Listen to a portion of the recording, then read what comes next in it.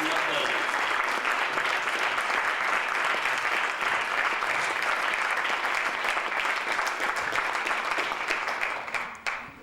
know how it works. I will ask one question and then I'll throw it over to you. There's microphones on the side. Morgan, you first of all. You wanted to play Mandela for many years. You tried to get a long walk to freedom onto screens for a long time. It didn't happen. How does it feel to finally play your friend on the big screen? It feels rather terrific. This is a situation that was meant to be, meant to happen.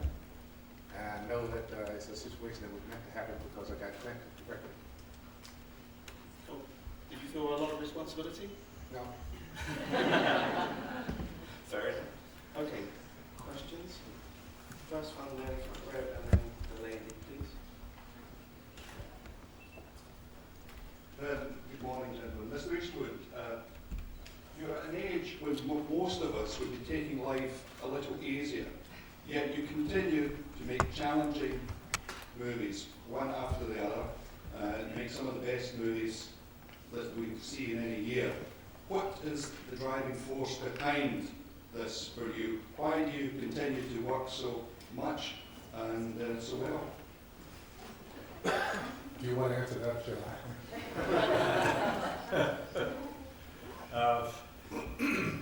I just don't.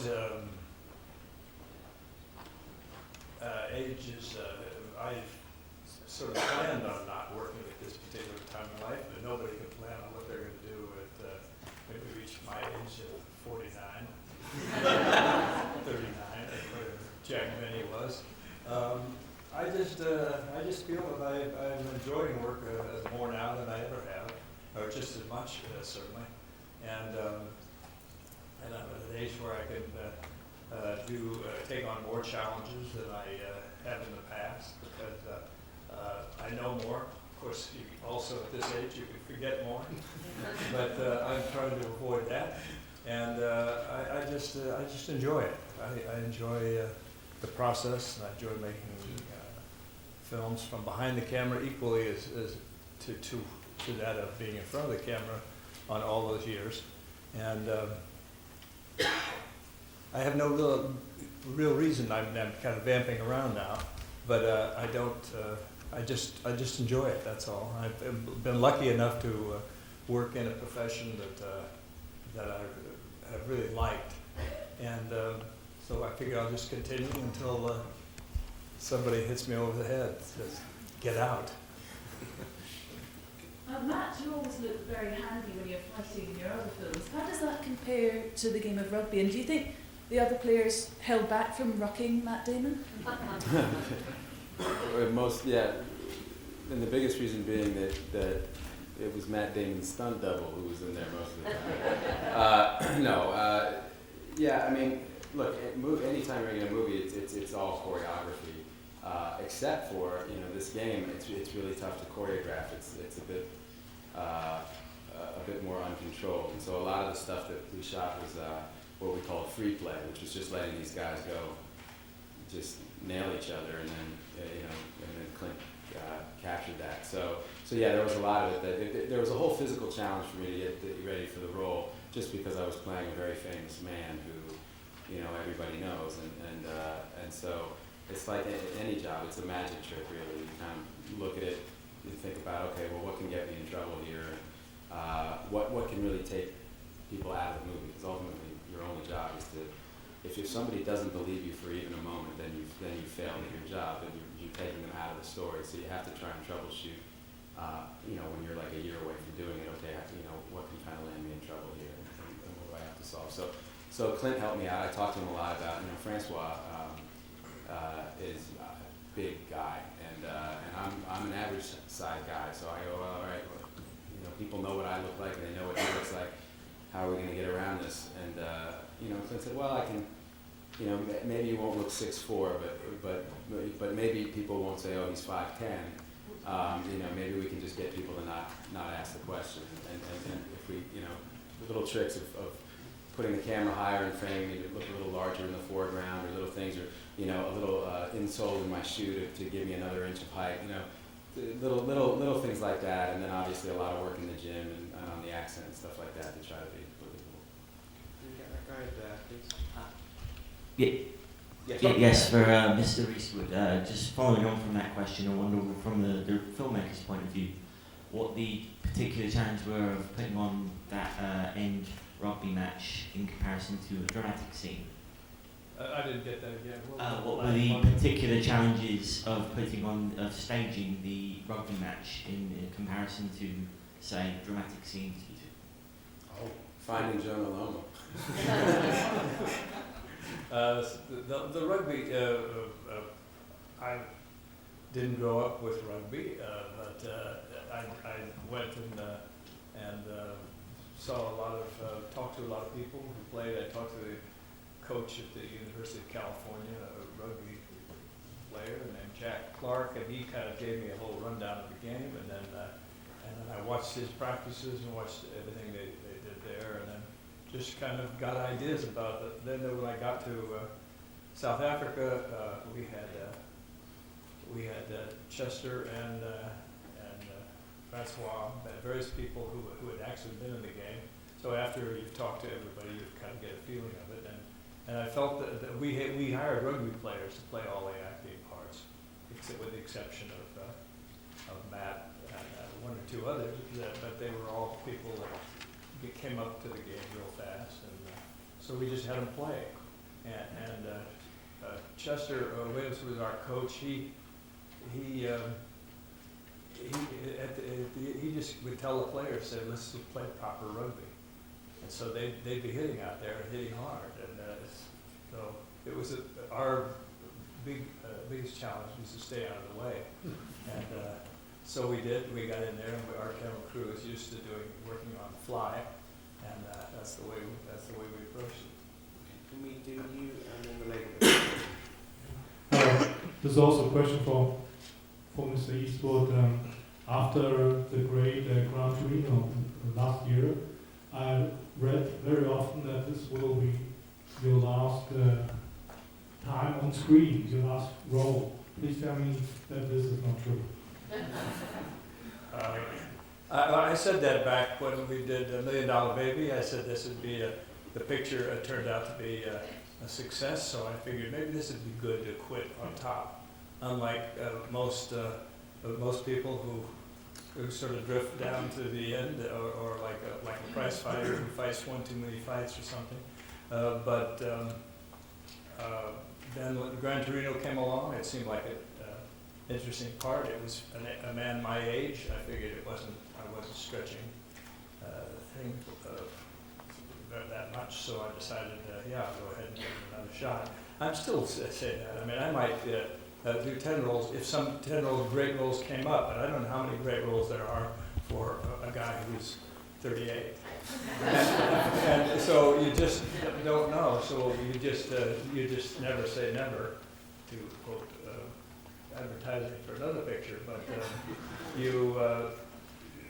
I had always planned when I started directing in 1970 that after a few years I'd get tired of looking at myself on the screen and say, well, okay, let's not do that anymore. But I just did, and every once in a while something pops up, and I'm not saying it won't happen again, but probably odds get less as you set yourself for the roles that fit your age group. I have a question for Mr. Clint Eastwood as well. This I do bucket I'm list sorry. too. Did Mr. Mandela see the final film, and what was his reaction? And I'd also like to ask you if you were talking to him during making the film or before consulting with him. Has Mandela seen the film? I don't know. According to Mr. Freeman here, he has seen it. Yes. And how did he react? He smiled a lot and nodded. When I first came on screen, he leaned over to me and said, I know this fellow. I think I got the impression that he wasn't embarrassed. But did you consult him in any way before No, there's nothing. No, there isn't anything. I consulted films, you know, tapes on him, things like that. But I didn't go to him and say, you know, Mandela, how did you feel about this or that? Because, you know, he's 90 years old. How well do you know him? Because you're friends. How well do I know How him? well do you know him? Not that well. Okay. You know, I would run into him different places in the world over the years, but it's not like I'll call him up in the middle of the night and say, you know, yo, Mandela, what's going on? Okay, the gentleman there, a bit. It's a follow-up question to Mr. Freeman. Having already played God, the natural progression is to move up to Nelson Mandela. How did you, if you weren't talking to him, how did you research it? And what was the most challenging aspect to you? Was it getting the posture, the accent? The most challenging was the voice, accent, if you will. Everything else was easy, fell into place. And I've been watching him for years. Once I got the notion that one of these days I will be playing him on screen, it became a question of just paying close attention to him every chance I got. Whenever I was in his company or I see him on screen or anywhere, on television or whatever, just watch him as if one of these days I'm going to have to do that.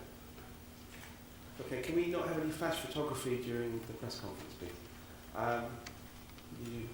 Mr. Eastwood, you did a fairly long apprenticeship at Universal, having to act in what they told you to do. Did you learn much out of that except how to survive? You're referring to being at Universal for quite a few years? Yes, sir. Well, I was there twice. I was there in the 50s, and it was owned by a different company then, a different group of people. And I was just a contract player, and I didn't get to do much. I played about 13 bit parts that sometimes reappear on television. I slide under the table watching, but some of them were respectable. But yes, I learned a lot there. I went around. I spent most of my time because I wasn't employed a lot of the pictures, but I did have a paying job, so I went around to various sets all the time and watched people how they work, watched directors how they work.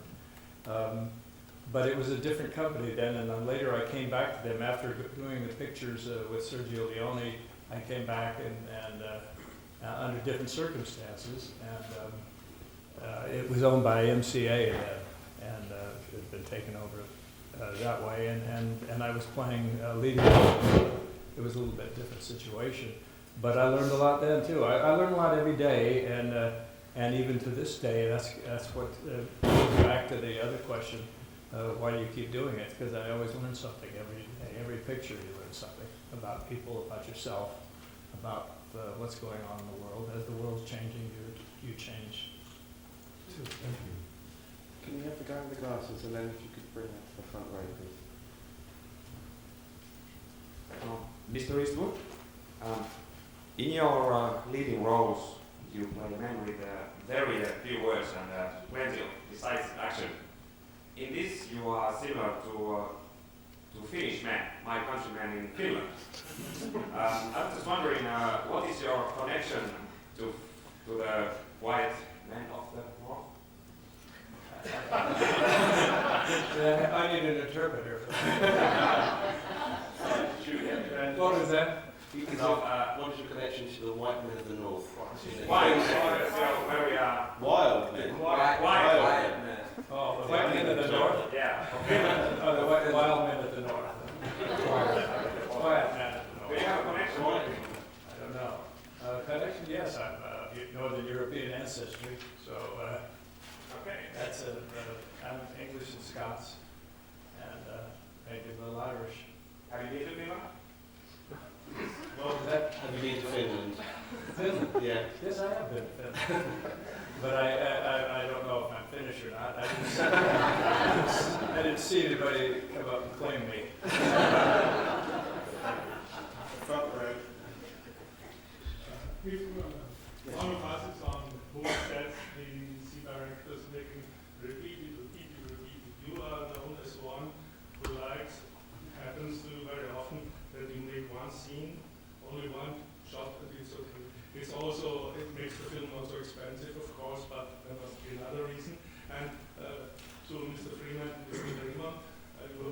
experience with a lot of directors.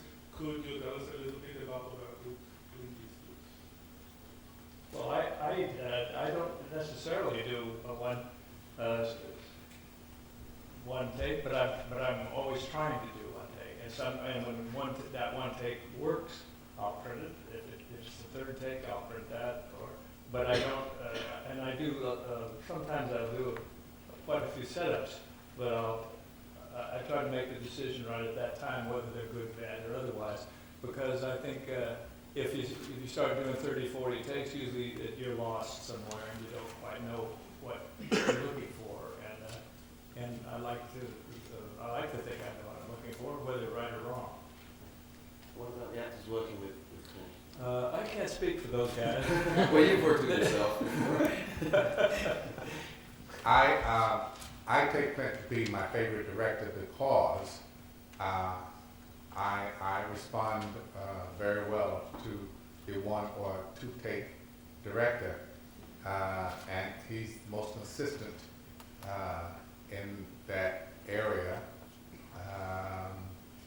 The directors, I think, like Clint says, who need 17 to 20 takes, I don't think they know what they want, and it certainly doesn't help the actor's sense of security, when you just keep doing something over and over, and you don't know why you're doing it over and over. You say, well, what am I doing? What do you want? And the director goes, oh, you're fine. We just, and they don't have to just. You know, now you're talking about wasting time. I'm not good about that. Yeah, some people do they just collect a bunch of footage and then they edit it later, and that you definitely feel more protected when a director is moving on, when you actually feel something happen, so you know that they're watching intently. Like Coppola told me that Antonioni said to him, this is before the days of Video Village, that as a director you should stand right next to the camera, look with your naked eye, and if you see something that is real to you, you look up at your operator, and if the operator gives you the look like, yeah, I saw it too, then you print and you move on. And actually, Clint was telling me about working with De Sica, on a 20-minute short film where he would stop him in the middle of a sentence, and Clint would say, well, shouldn't I finish the line? And he'd go, no, but we're going to be out of the shot by then. We're going to be on this shot over here. And so I know that your director is already, really cutting in camera is basically what Clint does, and I've worked with a few guys who do that, and it just gives you a real feeling of, as Morgan said, security, because you know that you're in very able hands, and the director is watching the movie kind of unfold, and you're getting what you need to get, and it doesn't have to take 17 hours to do it. I've always felt that a lot of times when a person has to do 20 takes on something, that they usually, it's for one of two reasons. One, that they don't quite know what they're looking for, but also they don't know what the next setup is. And so they're just killing time, and they're utilizing the actors to kind of kill time until some great idea comes to them. So that becomes a bit of a problem. They sort of, not abusing the actors, because that's what they're there for, but it's abusing when you're leaving them at a like that. As Morgan said, it does give you a sense of insecurity when I work with people like that, and it gives you a big insecurity when that happens. In the old days, a lot of people did it defensively because they didn't want to leave a lot of extra film, because they didn't want studio executives to come in and be able to recut their film and restructure everything. So they just would give them only what there's only one way to put it together. And so that was done back in the 30s and 40s when the studio execs had a tremendous amount of power, and directors that just came in, directed, and got out. You didn't even stay and edit your film for the most part. You said that, please. It was interesting to hear what Mr. Freeman was saying about having seen the movie with Nelson Mandela. I just wasn't clear on whether or not Mr. Eastwood and Mr. Damon had met Mandela. If so, what did you make of it? If not, have you had any contact with him regarding the movie? I did meet him. We met him when we were there, and incidentally, Morgan did leave out that during the film, Mandela leaned over to him and said, "The guy playing Pinar is fantastic." we had a chance to meet him when we were in South Africa. And I met him one time before when he had come to America about 5 years ago. And actually, I had about 10 minutes with him, and I was asked to bring my kids, which was a real thrill. So my wife and I brought our 3 kids in and spent the time just watching him bounce our babies on his knees, and he was just absolutely wonderful with them, and we have wonderful pictures to prove it, and it was a big moment for our family, and the kids will obviously grow up knowing who he is, and someday they'll have a picture, see them being bounced on his knees, so it was a really special thing. I want to know what you thought of. Well, I met him, in fact, on the same occasion Matt did, and I thought he was equally as impressive as he was on film. I've seen him on newsreels and various film presentations over the years. He's an extremely charismatic man, and he has that $1 million smile when he walks in the room. Kind of everybody else wants to smile with him. But I never got a chance to talk with him very much. When we met him, he was 91 or whatever age he is now, 91 or 92. He also doesn't get out a lot, and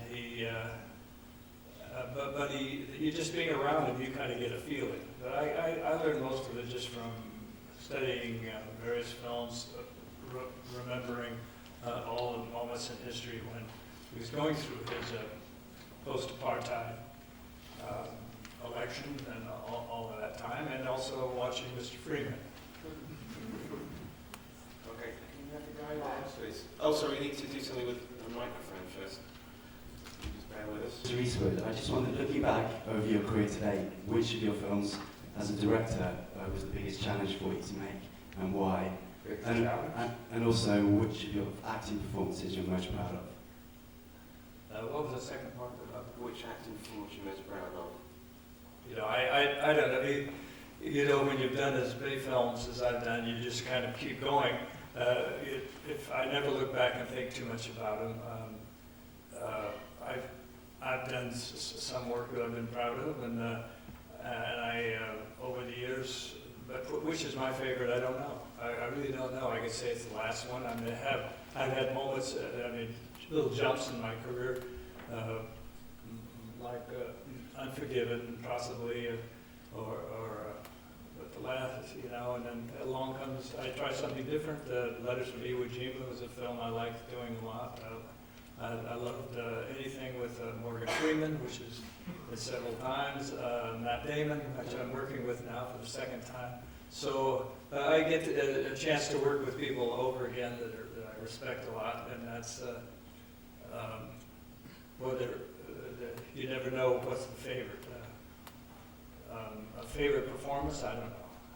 That's up to me. Once the film is done, and once something's been performed, it's up to someone else to make a judgment on it. It has nothing to do with you.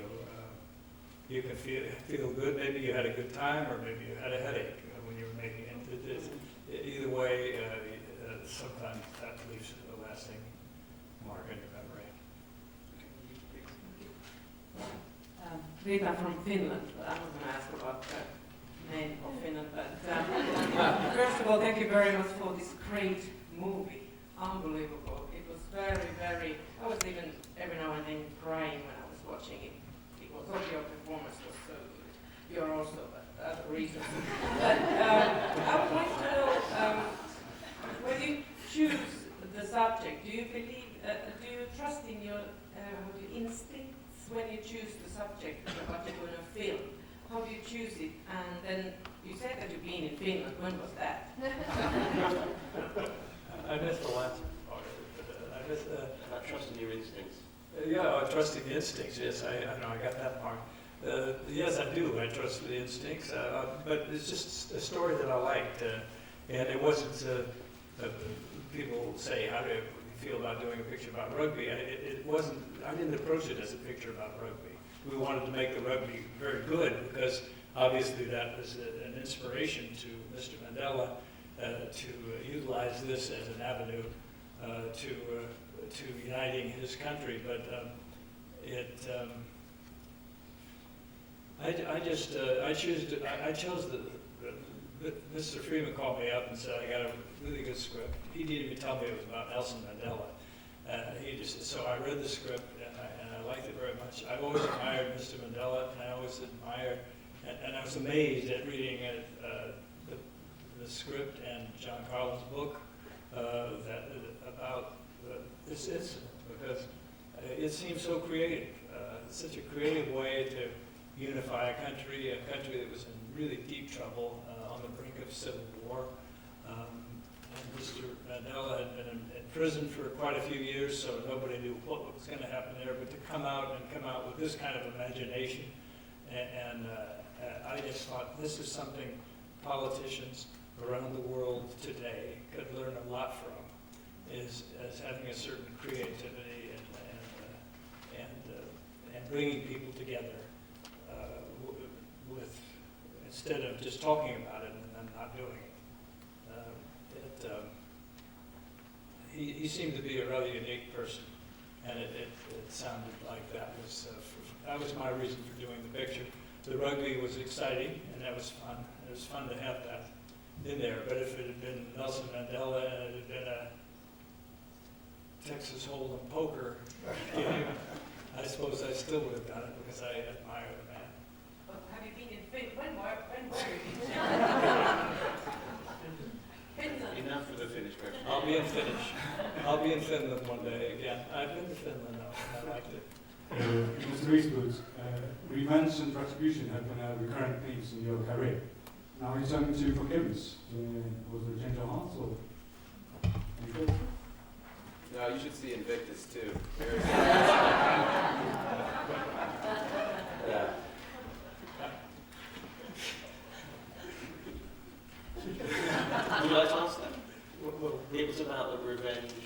It's always been a theme. I'll do as well And now it's about forgiveness. Are you going soft? Change it That's up. Dirty Harry out of the picture anymore. He reached his 40s. What can he say? Dirty Harry would never be forgiving like that. That's what makes Nelson Mandela a superior person. But obviously he had other pragmatic ideas too, as far as that were encouraging him. But he did believe in he needed the total population, as he states in the film, and he stated in real life. He needs every building block possible to build a nation, even sometimes people who had been your prior enemies. Can we do you, please? Mr. Eastwood, you're a product of the Great Depression, and yet with recent films like Iwo Jima, Gran Torino, and this one, you're taking a broader view of the world. Does that suggest that you're less in love with the American dream than you might have been? And indeed, does this film have a particular relevance in the age of terror? This particular Invictus? Yeah. Well, I think, I was brought up in depression. Those were bad years, but as a kid, you really don't know. You only know what's there at the time, and if somebody's feeding you beans and water, that's okay, because that's what you know. But if you get to know caviar, then eventually it's tough to go back. It was a tough time, and I've learned a lot from that. But I've learned a lot from every age, But I love telling stories about that because it's part of your travel through life. Whether I have feelings about the American dream, I still think it's there. Yes, I think it's there for people who want to embrace it. I still think there's a great energy in the country when it wants to have it, and I think that inner energy does allow for entrepreneurial feelings or whatever a person wants to accomplish in life. Words are really the only reason to make movies. So, I know I speak for all three of us. I thought Ricky Gervais was great. Yeah, he was terrific. No, I think that's the point. It's the Golden Globes. I don't think it's supposed to be, it's not, the Kennedy Center honors. It's the Golden Globes. probably about 5% of the people there were sober sitting at the tables. I don't think it could be too irreverent. It kind of has that kind of roast feel. I don't know. It always had to me. That, you know, it kind of seems like an irreverent kind of show. You know, it's supposed to be fun. And awards, you know, they're just pats on the back.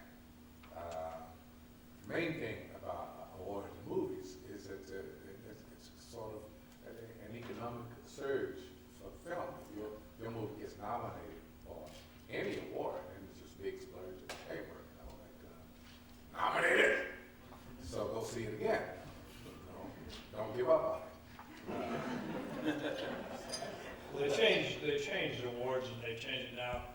The statute goes to, if they don't say wins, because actually you don't really win. They're voted on awards. So it's not like a person who's in a swimming meet or a track meet, you actually have to win the race. With an award, you just, people vote on it, and it's their idea, and they sometimes, you always got to remember when anybody gives you an award that it could be wrong. So you just kind of have to keep that in mind, and then you go ahead and enjoy it. Enjoy it, like Maureen says, it's a pat on the back, and great, you'll take it, and you move on. But it is a good point, the economic point. I mean, there's a lot of money in. I remember a studio executive telling me years ago he greenlit a movie that cost $90 million. It was Master and Commander, and he was telling me, yeah, well, the difference between this movie being in profit or being a loss is whether or not we get a Best Picture nomination.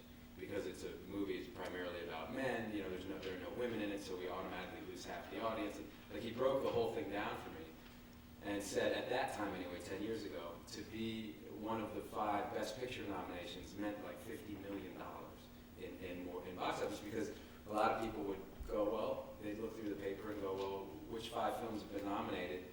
You know, most people don't see many more films than that in a year, but those would be the films they'd go see because they go, okay, well, these are the ones that are supposedly worth my time, so I'll go check this one out. So there is a huge part of it that does actually matter in the real world for our jobs, actually. I'm sorry to say. In the movie, one of the big turning points for Peter is when he visits Robben Island. And I'd like to hear from all 3 of you, what impression did that make on you? Well, it was as John Carlin, who's sitting right there, wrote in his book, and as it was written by Tony Peckham in the screenplay, and as it happened with Francois, who's sitting right back there. Francois might be a better person to answer this question, but I asked him exactly what he did, and that ought to be holding his arms out. That was, I think, hopefully pretty much as it happened. There's a lot in the movie where obviously you're going to tell it. Story like this in 2 hours, you're going to be mashing characters together and, you know, taking some, you know, poetic license in a number of places, just by dint of the fact that you've only got 2 hours to tell the story. But that sequence, I think Francois said, is very, very close to how it happened. Francois, do you want to do that?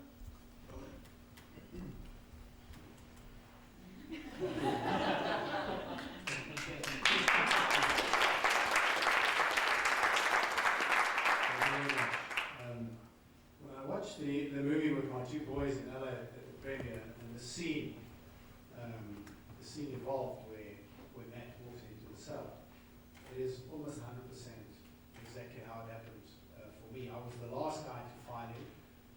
The previous day we just beat Australia with the favourites to win the World Cup, and we had a very good night out. We actually said to the guys to go and celebrate the victory. The next day we went to Robben Island.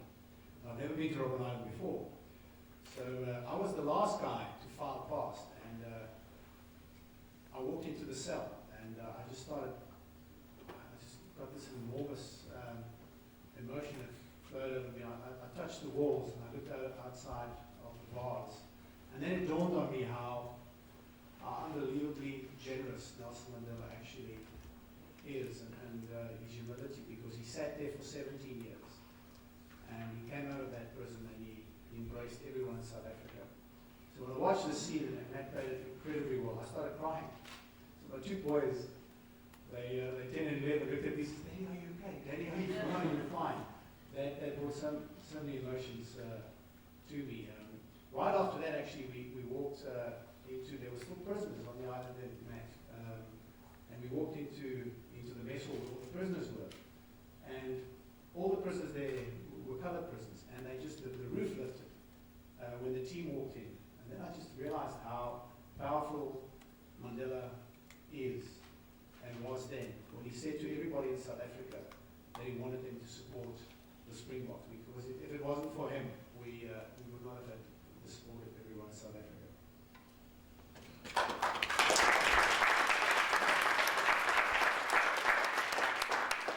And how about you, Clint? How do you feel when you were somebody else? Looking at it very technically, so I didn't. I was crying for another reason. I was trying to figure out how to get the cameras in the building. But they, it's very emotional when you go into a little cell that doesn't even have a bathroom, a toilet in it, and it's got. They got another movie coming in here. There's a spirit, something's going on there. But it was a very, to think that a person spent 27 years of their life in there, and just cracking rocks out there, or digging in a salt mine out there is a little bit overwhelming. And to come out and be as open, as magnanimous, as forgiving as he did is almost impossible to fathom that. In the spirit of Josie Wales and other films, I could have never been. Sorry. The ghost didn't Never ask your question. You don't ask a question like that again, or this wall's coming down. Josie. Is it going to be very patient? A lot of sports people would argue that politics doesn't belong in sport. The biggest truth is wrong, of course. Francois said, we're not just a rugby team. Similar argument made about politics in cinema. Paul Greengrass, of course, said that films should not be disenfranchised from the national conversation. I wonder, these two are areas, wide areas, come into play in Invictus. I wonder, would you say, where you stand on these wider issues? Well, Mandela himself talked about, there was a quote, John, I think at the beginning of the book, but there definitely was at the beginning of the script, there was a quote from Mandela talking about sport and its ability to unify people, unlike anything else. So Mandela himself recognized this, and before John wrote the book, he went to see Mandela and said, I'm thinking of doing a book, and talking about the first year of your presidency around this, it's your life story, but then kind of told through this event, and Mandela lit up. It just said, yeah, that's a great idea. He said, yes, using that, and he said, that's a wonderful idea for a book. And it is, by the way, it's a great book. But yeah, so in terms of, yes, using something, politics in sport, I think absolutely it's a vehicle. Mandela proved it with this event, I think. Well, he also tells this great story, which is in the movie, about what happened when he was invited to Barcelona, the '92 Olympics. Now, we talk about sports and politics. You only have to look to the Olympics to see that they do meld, they do come together, that sports can somehow ameliorate politics. I remember, what was it, '88? Sometime when we boycotted the Olympics because it was going to be held in Moscow. 80. That was a bad year. The Olympics didn't do well that year. That is politics being the overriding factor in a sporting event. Doesn't work that way. It works the other way. Also, there's the underdog factor that's always, the Springboks had not played in the international rugby contest there for a while because of apartheid, and they were not favored to win at all. They were in the game because of one of the reasons they were in the game is because of they were the host nation, which gave them a pass there. So they got in, but they were the New Zealand team was considered extremely powerful, and so I don't think anybody in '95, and Francois can correct me if I'm wrong on that, but I think that they were definitely going in as the underdog, and for the fact that Mr. Mandela became so engrossed in this and put so much of his political capital on the line for this team and for this result. It's almost like he was clairvoyant in some way, because this was and his assistant. No, somebody's. Is that my stomach?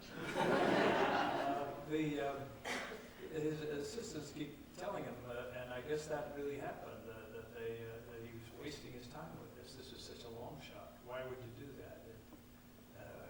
But he was obsessed with this, and we've seen politicians become obsessed with things, with certain things, but not sport as a rule. I'm afraid that's all we have time for. I'm very sorry if you didn't get a question in.